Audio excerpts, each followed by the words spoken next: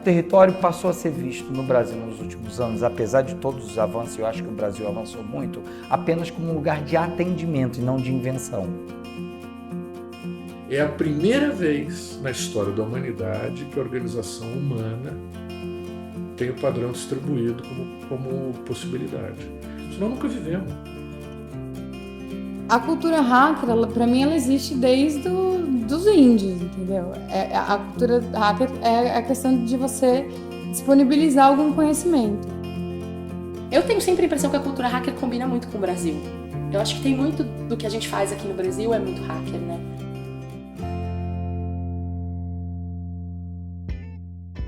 A disputa com o capital hoje passa pelo território. A gente vive isso na cidade do Rio de Janeiro. O próprio território virou uma commodity do capital. Então você precisa fortalecer as relações comunitárias para poder resistir a esse projeto. Fala-se muito em rede, mas poucas pessoas pararam para entender de fato o que é rede. Toda organização é uma rede. Toda rede é uma organização. Então, por trás de tudo tem uma rede. A evolução da vida acontece num padrão de rede. Então, não é uma coisa que se limita só à organização humana. Eu diria que a rede, mais do que uma cultura colaborativa, é uma cultura de ação comum. Perceber que em rede não é só reconhecer, é inventar. Eu acho que é decisivo para compreender o trabalho. Então você pode inventar a sua rede na cidade, a rede dos vendedores de esquina. E aí você já criou um campo novo de existência, de visibilidade dentro da cidade. A rede é um gesto político. Só tem 3 formas de você organizar conexões, né? Você conectar pontos para fazer uma malha que interage entre si. É a forma centralizada, a forma descentralizada e a forma distribuída. As 2 primeiras a gente conhece muito bem, porque é como a nossa sociedade está organizada. E majoritariamente a segunda, essa chamada descentralizada, porque a gente entende que essa organização é a mais favorável, a mais eficiente para a gente ter o controle do resultado final. E de fato é. E isso está em tudo, independente do que a gente vai organizar, se for ONG, igreja, partido, escola, clube, empresa, governo, a gente sempre usa esse padrão. O estado natural das coisas é distribuído. O estado natural das coisas é tudo conectado com tudo. Agora, quando você organiza, perde conexão, né? O ato de se organizar significa eliminar conexões. A característica dos ambientes mais centralizados, das redes mais centralizadas do que distribuídas, é a escassez. É o padrão da indústria, né? É assim que a gente aprendeu que tem eficiência. A internet é a primeira organização humana que abriga essa possibilidade de todos os nós estarem conectados com todos os nós. Isso muda tudo. É uma redescoberta de que, na verdade, nós vivemos numa rede abundante. E isso é que nós estamos começando a tomar contato. E vamos ter que aprender a lidar com isso. O ambiente abundante, ele é o ambiente da subjetividade. Ele é o ambiente da inclusão, porque, diferentemente do centralizado, você inclui conexões na malha. E as pessoas às vezes confundem isso com uma coisa democrática e tal. A democracia, ela está mais para o padrão centralizado do que para o distribuído, porque na democracia você tem que eleger alguém que vai te representar. Então essa realidade é nova para todo mundo, para quem está na rua, para quem está no palácio. Essas pessoas na rua, eu não concordo com essa ideia de que o movimento é fraco porque tem bandeira difusa. A bandeira do que está acontecendo no país é esses corpos serem escutados. Estamos aqui, queremos participar, somos presentes, existimos, queremos ser consultados. E cabe todas as bandeiras dentro desse ambiente, porque a bandeira principal é esse corpo dizendo, olha, esse território existe, nós precisamos ser escutados. Essa manifestação do dia 17 em São Paulo, por exemplo, não foi a minha primeira manifestação, mas foi a segunda. E acho que a gente chegou num momento limite em que a gente tinha mesmo que demonstrar que a gente queria essa rua e que a gente está ocupando essa rua por direito. Tem muito do que está aparecendo agora é a vontade da pessoa, vontade individual de participação política, não necessariamente bem informada, não necessariamente ainda alinhada à instituição, a um partido, a um movimento que já exista, mas que tem a ver com essa tomada de autonomia na política, assim. O que eu vejo é que a gente tem um choque de gerações agora rolando na rua, nas manifestações, que a gente tem a galera da militância, do ativismo, que vem desde de contra a ditadura militar, depois do Fora Collor, e que vem trazendo bandeiras, porque são as bandeiras que representam essas pessoas. E tem uma outra galera que as bandeiras não representam, porque é a galera mais nova que vem com outra vontade, outro desejo. Então a gente tem esse choque de geração. E eu acho que para unir essas forças, porque no fundo essas pessoas que estão militando, elas querem o bem comum, a gente tem que encontrar o que eu falo que é a educação política.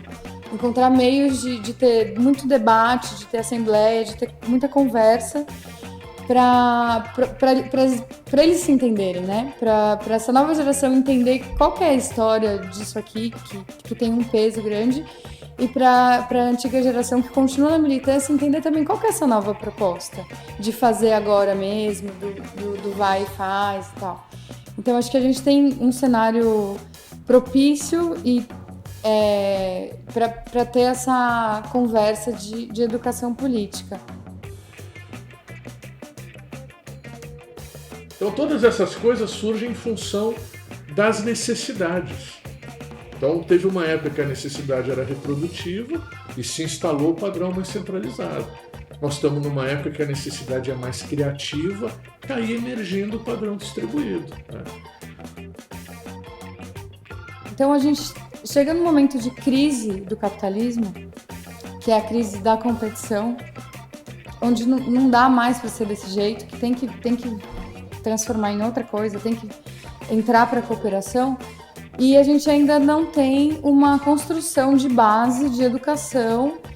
Então, o que eu espero que aconteça, assim, o que eu acho que essa crise, essa faísca, essas manifestações, acho que dá um ambiente propício para a gente hackear as escolas. O hacker é ele pode ser tanto digital quanto presencial. Então, por exemplo, no campo digital, a gente tem, acho que como ícone mais forte, a questão do software livre, do código aberto, quando você pode baixar o software, enfim, e alterar, se apropriar dele e transformar. Presencialmente, ou seja, né, no concreto, o hacker pode ser aquele cara que compartilha um livro, que promove um debate, abre uma roda de conversa, enfim, aquele que promove a circulação de informação e de cultura. Quando a gente está falando de software livre, não estamos falando só de o software do computador, nós estamos falando de uma ideia de cidade, de vida, de sociedade, onde as pessoas não sejam detentoras de um saber. Nós somos patrocinados para desenvolver isso, é o mínimo que a gente pode fazer, é deixar isso aberto também. Tem uma dimensão de um gesto público também. Quando a gente está falando de transparência, muitas vezes a gente está falando de uma coisa que é um passo ou um caminho para se chegar numa abertura política. Quando eu falo do sistema de transporte de São Paulo, por exemplo, ele não é um sistema muito diferente do que é um sistema de computador. Esse sistema, na verdade, é pelo qual a gente interage com bens públicos. Eu não vou terceirizar isso para um conselho de transporte. Eu sou usuário desse sistema e a cultura hacker é o que pode permitir que a gente observe esse sistema, entenda de fato como ele funciona, se aproprie disso e construa ele de uma forma que é melhor para todo mundo. A gente pode hackear a política, a gente não vai estar fazendo nada de errado e a gente tem o direito de fazer isso. E especialmente eu acho que a gente tem até a obrigação. Assim. O que nós vamos ter que desenvolver agora é essa compreensão que que todos fazem parte do mesmo sistema, que não tem nós e eles. As pessoas falam, isso aí não vai virar nada. Não deve cometer esse equívoco, porque chegou nisso através de uma sucessão de eventos também. Então isso é mais uma manifestação do mundo se organizando em rede distribuída, né? E aí você tem as soluções que vão sendo construídas localmente. Não vai ter uma solução única, vai ter a solução que cabe para você. Isso é muito legal, né? Porque você tem, dentro da abundância, você tem o acolhimento da sua necessidade individual, que é uma coisa que no padrão industrial é impensável. Eu acredito numa ecologia de estratégia daqueles que trabalham com a representação, daqueles que trabalham com a presença. Acho que não dá para ter mais uma visão totalizante. Tá muito na cara que a cidade precisa mudar. Então eu acho que o Estado tem que se abrir. Nós temos uma sociedade civil que pode radicalizar esse processo de democratização. Nem tudo passa só por quem está no Estado. Então quem é que está envolvido nessa questão? Todo mundo. Entendeu? Jovem, velho, industrial, político, estudante. Está tudo conectado, então você está envolvido, querendo ou não querendo. A rede, ela tem esse fenômeno, ela é construída pelos seus nós a todo instante, porque só existe rede enquanto flui. Então qualquer prognóstico de futuro, né, é uma bobagem, porque o exercício de hoje vai construir o que vai ser depois, né? Nos próximos anos, justamente porque a evolução é exponencial, né, nós vamos ter uma mudança muito grande do que é importante para a gente, né? Isso é que eu acho que está se avizinhando aí, né? Um amadurecimento de nós mesmos como seres humanos, como sociedade, como planeta, como espécie, né?